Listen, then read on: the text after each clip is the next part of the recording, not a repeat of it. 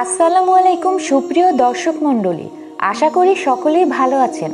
সবাইকে শুভেচ্ছা জানিয়ে শুরু করছি আজকের ভিডিও। আজকের ভিডিওতে আমরা জানব পাকা চুল সম্পর্কে নবীজি সাল্লাল্লাহু আলাইহি ওয়াসাল্লামের একটি গুরুত্বপূর্ণ হাদিস এবং পাকা চুল তুলে ফেলা কি জায়েজ সেটা সম্পর্কে।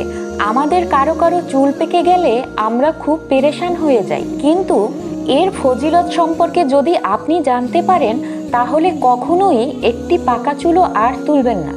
রাসূল সাল্লাল্লাহু আলাইহি ওয়াসাল্লাম বলেছেন, কোনো মুসলমানের যদি একটি চুল পাকে, আল্লাহ তাআলা তার জন্য একটি নেকি লিখেন, একটি মর্যাদা বাড়িয়ে দেন, একটি পাপ ক্ষমা করে দেন।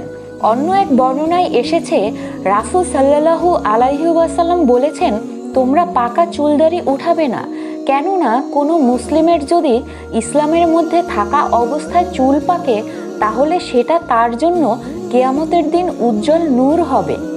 আল্লাহ তার প্রতিটি পাকা চুলের পরিবর্তে তাকে একটি করে নেকি দান করবেন, একটি গুনাহ মিটিয়ে দিবেন।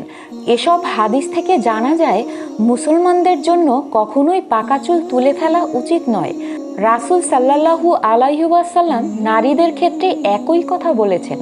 তিনি বলেছেন, মাথা থেকে পা পর্যন্ত কাঁচা পাকা চুল উঠিয়ে ফেলা মাকরুহ, এমনকি চেহারায়ও যদি কাঁচা পাকা লোম থাকে সেটাও ওঠানো যাবে না। রাসূল সাল্লাল্লাহু আলাইহি ওয়াসাল্লাম ওইসব নারীদের অভিশাপ দিয়েছেন যারা তাদের চেহারা থেকে সাদা কালো লোম কিংবা পশম উঠিয়ে ফেলে।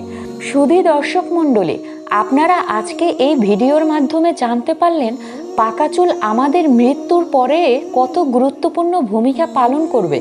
অতএব আমরা আজকে থেকে আর একটি পাকা চুলও তুলে ফেলবো না। সবাই ভালো থাকবেন। পরবর্তী ভিডিও দেখার আমন্ত্রণ জানিয়ে আজকের ভিডিওটি এখানেই শেষ করছি। আল্লাহ হাফেজ।